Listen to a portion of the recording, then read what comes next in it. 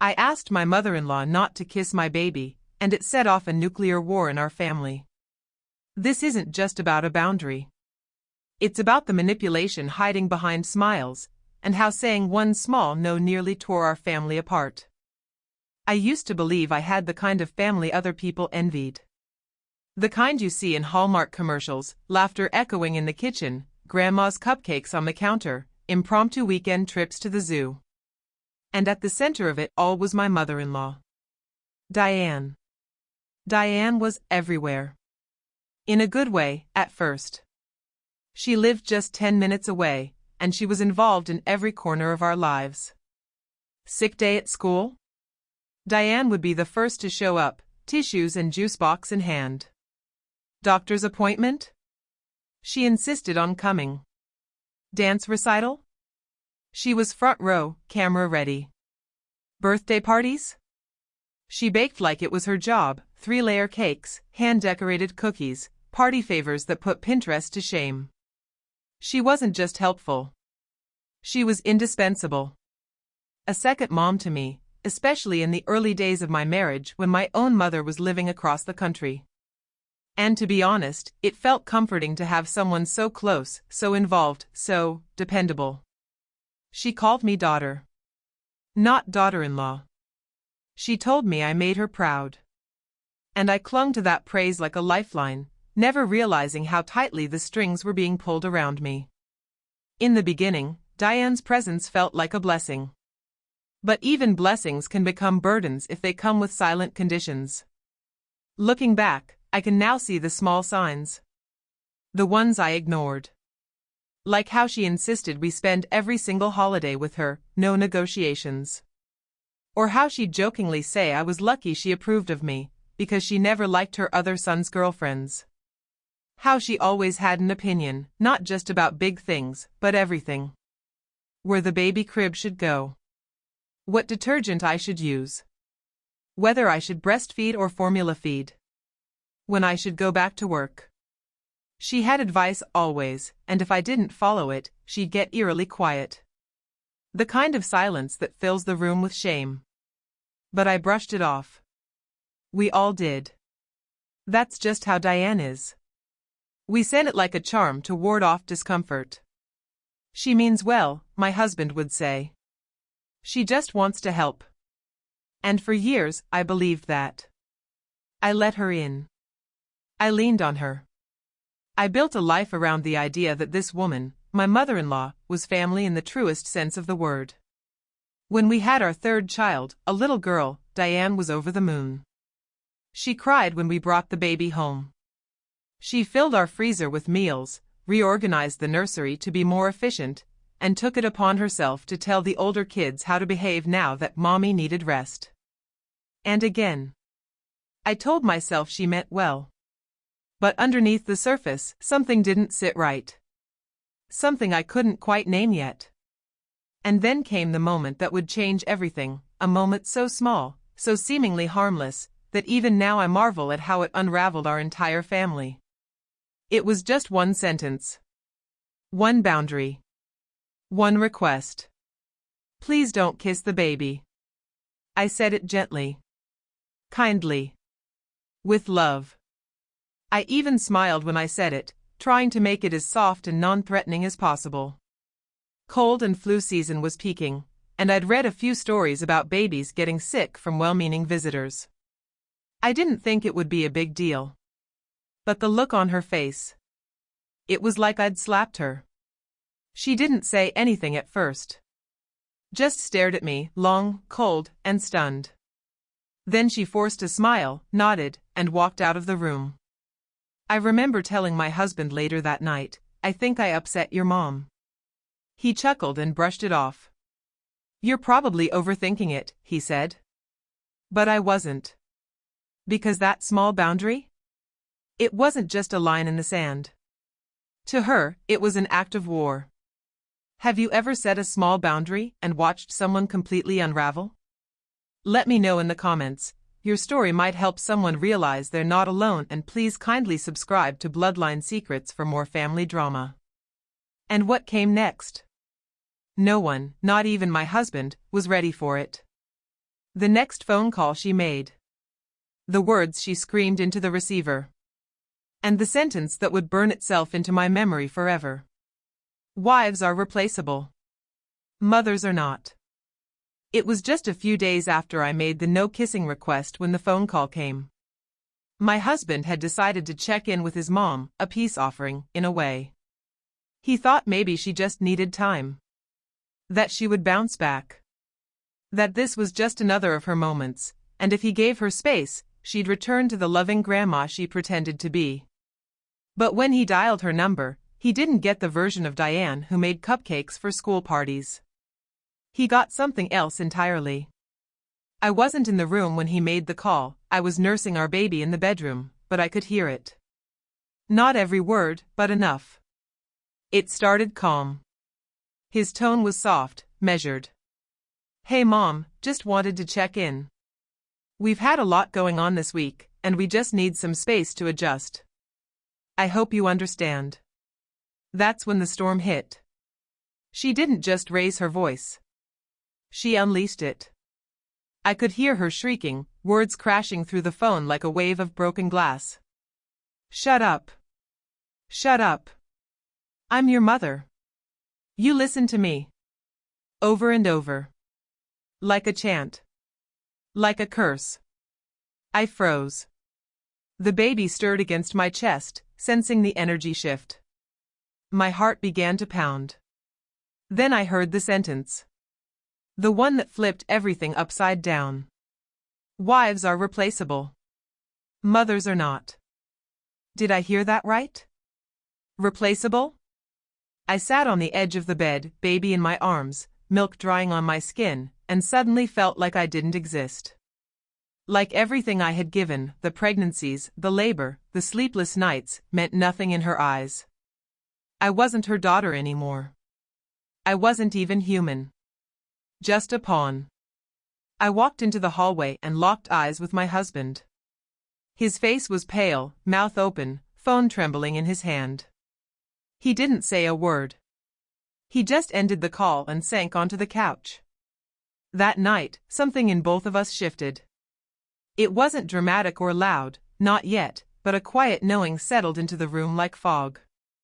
We were dealing with someone who saw herself as the ruler of our home.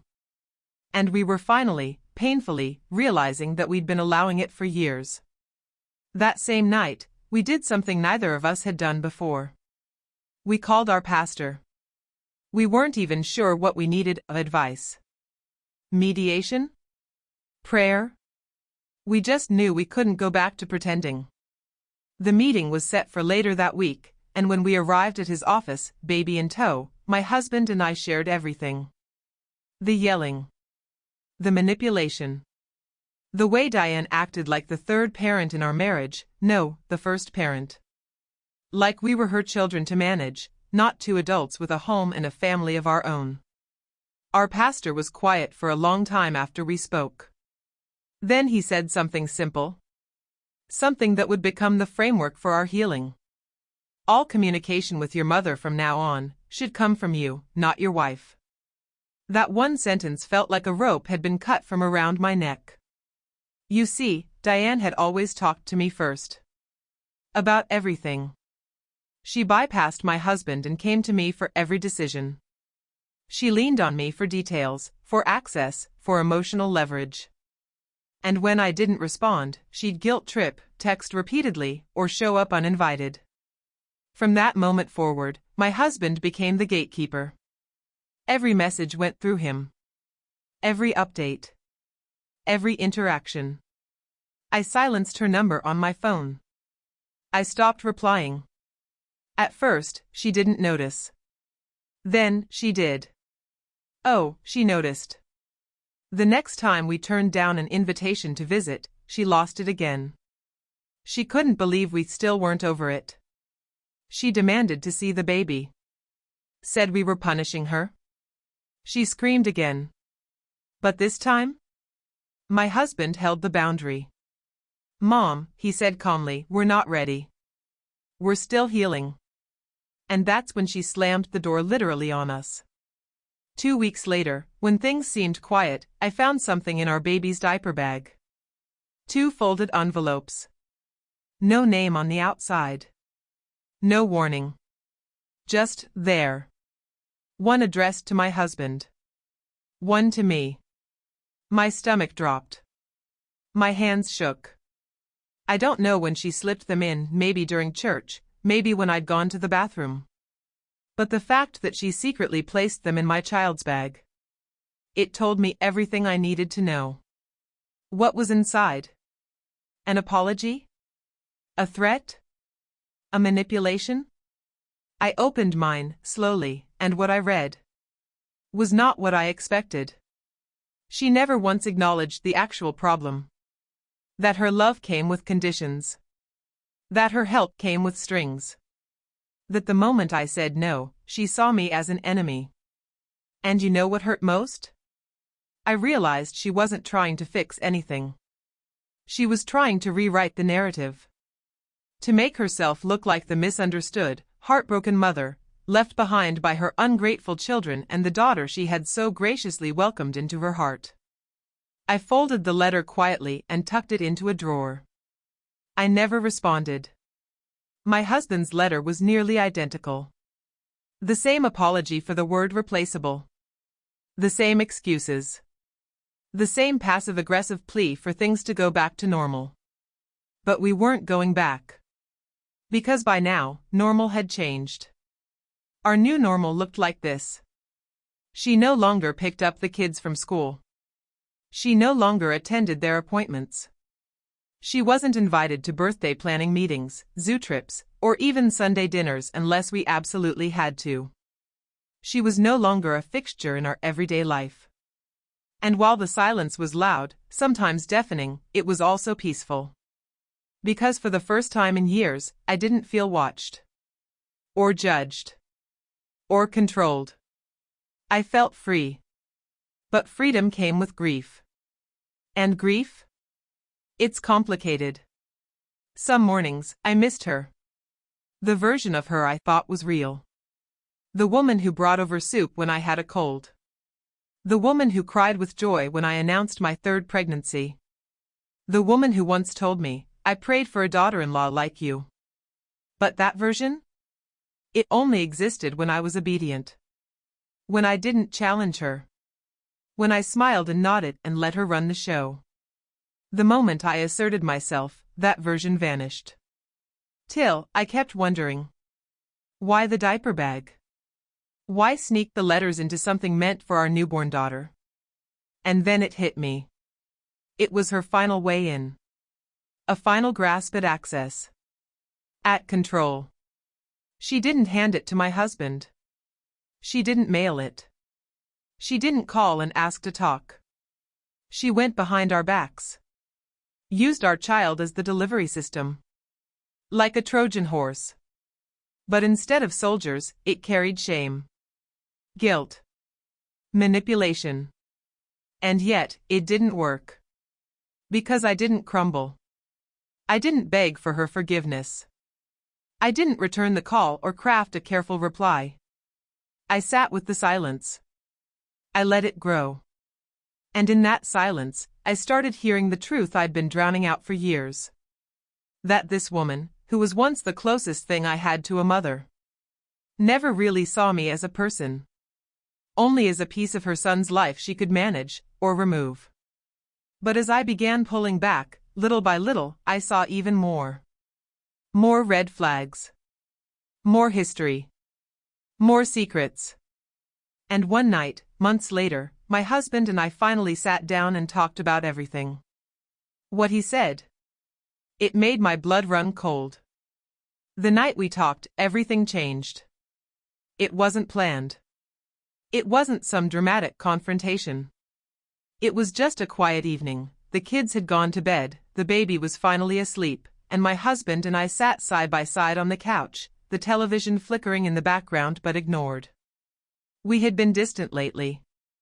Not angry, just drained. This tension, this ongoing war with his mother, was wearing both of us down. I could see it in the way he looked at me. In the way he hesitated before answering her calls. In the way he was slowly starting to unravel, one unread message at a time. That's when he said it. I haven't told you everything about how she used to treat me. I turned to him slowly.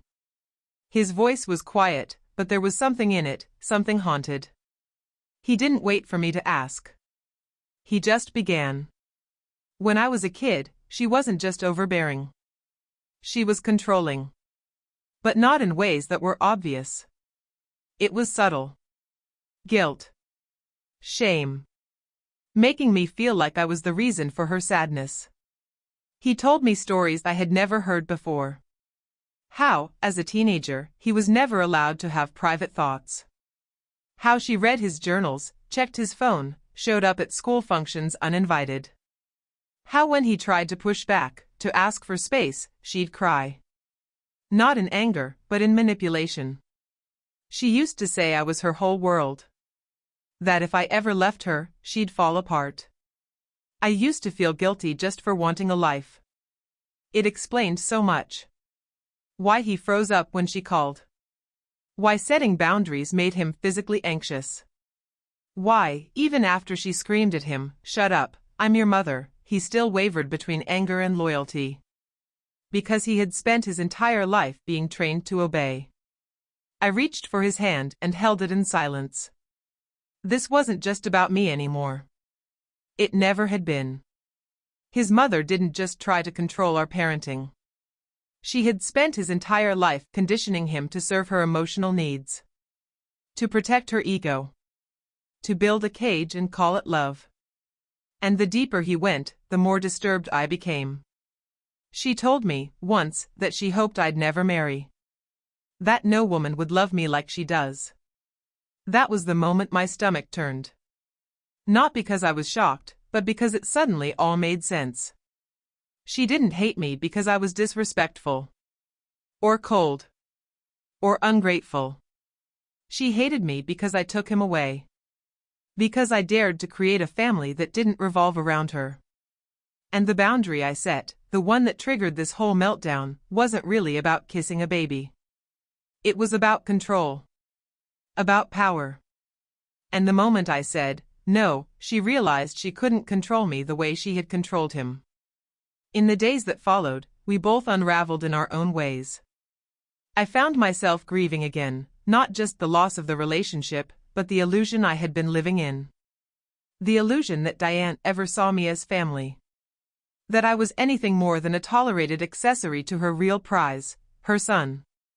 And for my husband? He started therapy. He said he needed to separate his identity from hers. To finally understand where she ended and he began.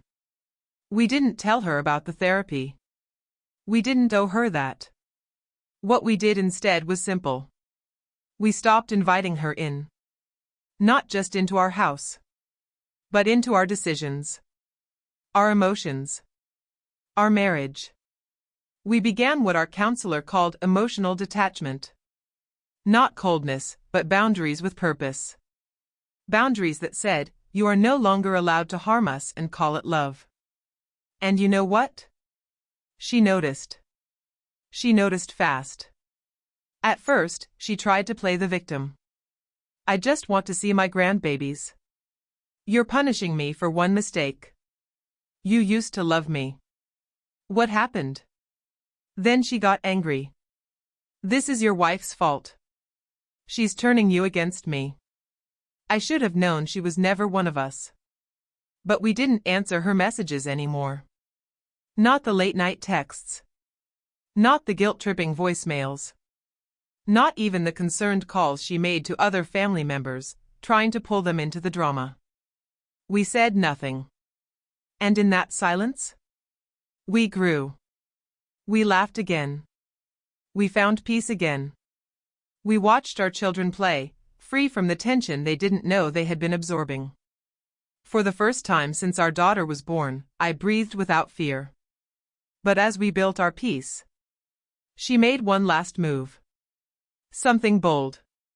Something public. Something so inappropriate, even her own sister called us afterward in shock. And what she did? It was the final straw. It was a Sunday morning. The kind that used to feel safe. The baby was asleep in her carrier, our older girls were bickering about cereal flavors, and my husband was loading the dishwasher while humming to himself. For the first time in weeks, our house felt light. Until my phone buzzed. I glanced down, expecting a grocery coupon or maybe a friend sending a meme. But what I saw stopped everything. A text from my sister-in-law.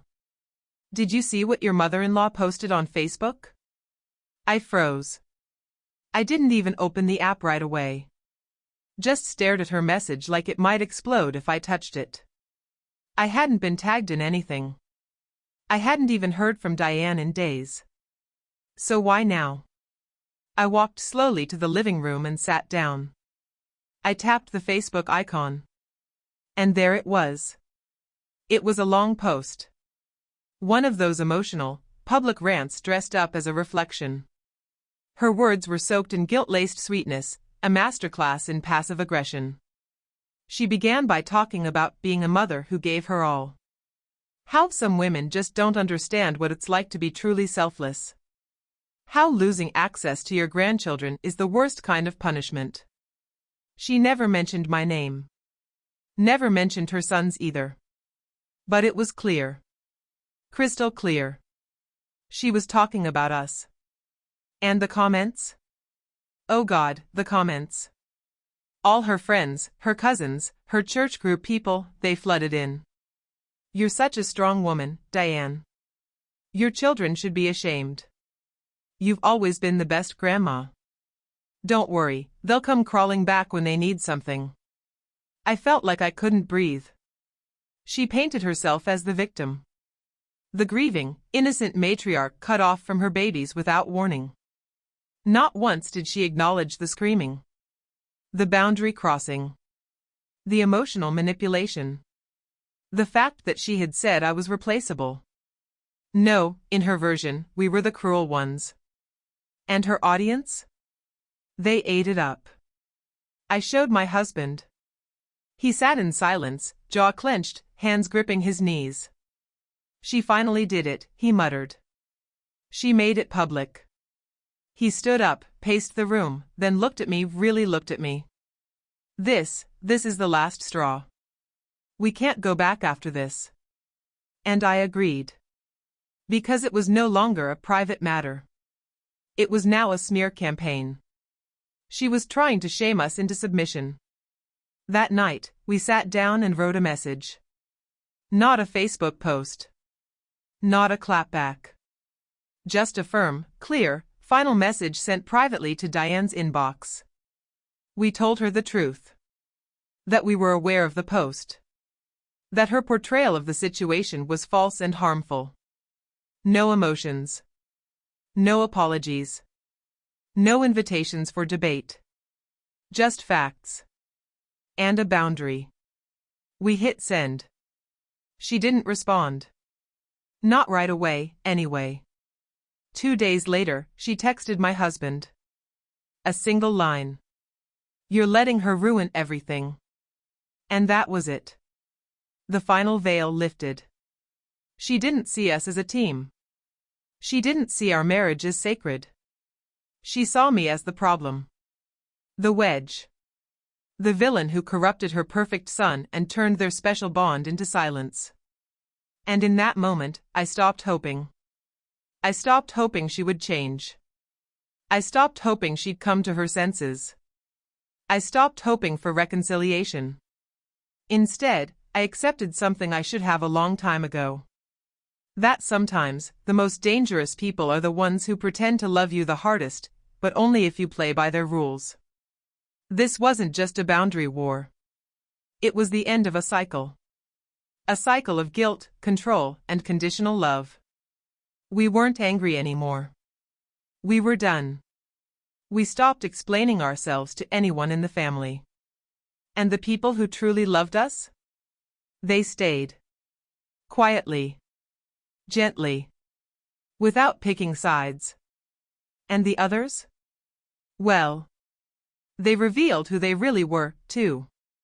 But just when I thought we had finally reached peace, something else happened. Not from her. Not from Facebook. but from someone else in the family. Someone who had kept a secret about Diane for years. A secret so disturbing. It made everything click. It started with a message. A simple, unexpected DM on Instagram from someone I hadn't spoken to in months, Carla, my husband's cousin. We'd always been polite at family gatherings. Not close, but never awkward either.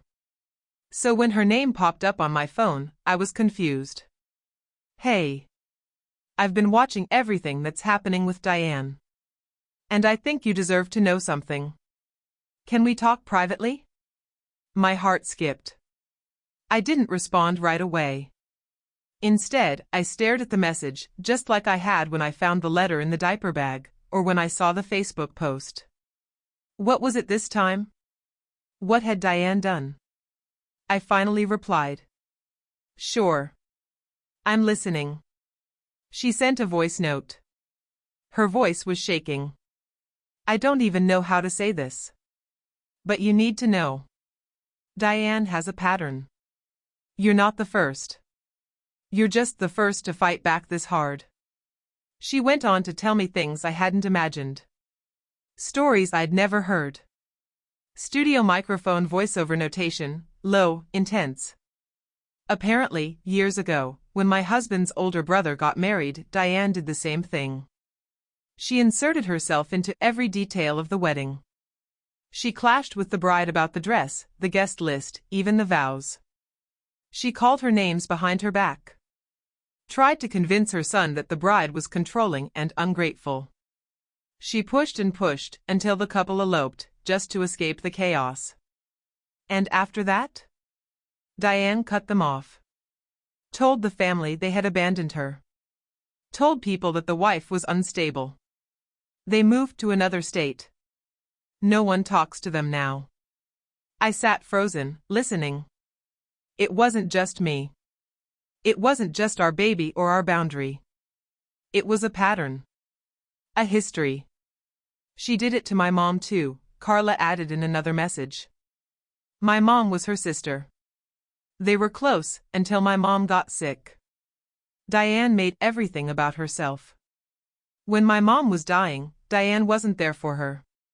She told people my mom pushed her away, but it wasn't true. She just couldn't stand not being in control. I was speechless. For so long, I thought we were the problem. That maybe I'd overreacted. That maybe I should have tried harder, explained more, been softer. But now, I realized. This had never been about me. It was about power. Diane needed to be the center, the sun, the queen, the martyr. And anyone who dared to take the spotlight, or protect themselves, or simply say no, became the enemy. Later that evening, I shared everything with my husband.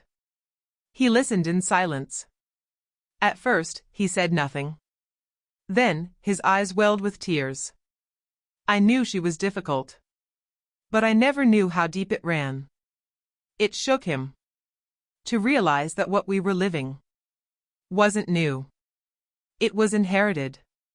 Repeated. Hidden under years of tradition, loyalty, and family first. That night, we made one final decision. We wouldn't just set boundaries. We would build walls. Not out of spite, but out of protection. For ourselves. For our kids. For our peace. We quietly informed the rest of the family that we would be stepping back, fully. We didn't ask them to pick sides. We didn't demand explanations. But we made it clear. We would no longer tolerate manipulation disguised as love. Control disguised as concern. Shame disguised as just trying to help. And the ones who understood? They stayed. The ones who didn't? They faded out, like shadows shrinking in the light. These days, our home is different. It's quieter. Gentler. Not perfect, but honest. The baby is growing fast. She's learning to crawl now. The girls are thriving in school. My husband is still in therapy, and I've started journaling again. There's air to breathe. Room to laugh. No more walking on eggshells. No more checking my phone with dread. Just freedom. But here's the truth. Healing doesn't erase the scars.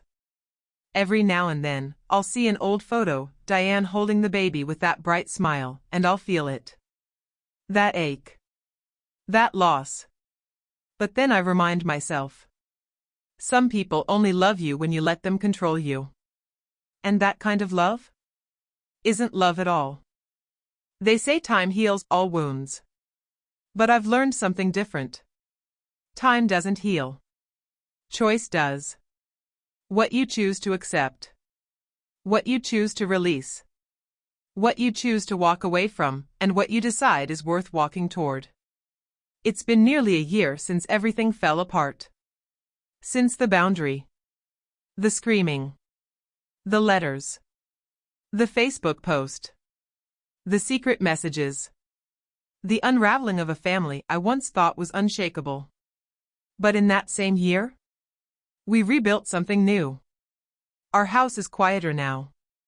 Not just in sound, but in spirit. The tension is gone. That constant buzz in the background, like we were always one step away from another explosion. That's gone. In its place is something softer. Sunnier. Laughter that doesn't come with glances over our shoulders. Days that unfold naturally, without strategizing how to manage someone else's emotions. The baby is walking now. She takes these brave little steps from one parent to the other, squealing with joy. Her world is safe. Predictable. Free from emotional storms she won't remember, but will never forget. Our older girls have blossomed. I see it in the way they carry themselves. They used to sense things, they'd tiptoe around family gatherings, cling to me when Diane was in the room. Now they just exist. Free. Light. My husband? He's not the same man he was when this began. He's stronger now. Softer in the right places, firmer in others. Therapy helped him put words to wounds he never knew he had. For the first time, he's allowed to ask himself what he wants, not what his mother expects. And me? I've stopped trying to earn approval. That was the addiction, wasn't it? Thinking if I just explained better. If I was just nicer, more patient, more understanding, then she would finally love me unconditionally. But I finally realized. Some people don't want connection. They want control. And love that demands your silence, your compliance, your erasure? That's not love. That's bondage. If you've ever had to grieve someone who's still alive, because staying close to them hurt too much, drop a heart in the comments. It's one of the hardest things a heart can do, and you're not alone. Diane still lives 10 minutes away. She still goes to the same church. Still babysits her niece's kids. Still smiles for family photos like nothing's wrong. We see her sometimes. From a distance. At a wedding. A funeral. Once at the grocery store. She always gives us the same look, like she's waiting for us to come crawling back. Like time will wear us down and we'll forget what she did. But time hasn't blurred it. It's made it clearer. Because we now understand. Peace isn't something you negotiate with toxic people. It's something you choose, even when it costs you connection. Even when it confuses others. Even when your decision makes you the villain in someone else's story. Sometimes the price of peace is losing people who were never really at peace with who you are. We still get the occasional message. A forwarded text from a relative. A vague comment in a group chat. A memory notification showing us all smiling together years ago. And yes, sometimes, it still stings. Because grief isn't always loud. Sometimes, it's just a quiet ache when you realize a woman you once loved like a second mother, never truly saw you as her daughter at all. But when I tuck my children into bed. When I hold my husband's hand while we plan our future. When I wake up in a home where I feel safe, heard, and free. I don't regret a single boundary we drew. Not one. We haven't cut Diane out of our lives completely. But we've let her drift to the outer edge. The place where her influence no longer reaches. Where her voice no longer echoes louder than our own. We've stopped trying to fix her. Instead, we focused on healing ourselves. And in that healing, we found joy again. Not because everything is perfect now, but because we are free. If there's anything I've learned through all this, it's this. Family isn't defined by blood. It's defined by behavior. The people who love you should make you feel safe. Not small. Supported. Not silenced. Seen. Not managed. If you're watching this and quietly carrying the pain of someone who controls you in the name of love, I want you to know something. You are not replaceable. You are not selfish for saying no. You are not wrong for wanting peace. And you are allowed to protect your space, even if the person you're protecting it from shares your DNA. If you've ever had to choose your peace over keeping the peace, I see you. And if this story felt a little too familiar, you are not alone. Your voice matters. Your boundaries matter. And healing? It starts with one brave step. Let us know in the comments if you've ever walked away from a toxic family dynamic, or if you're still finding the courage to. Your story might be the light someone else needs to find their way out of the dark. And if this resonated with you, don't forget to like, subscribe, and share this video with someone who needs to hear it.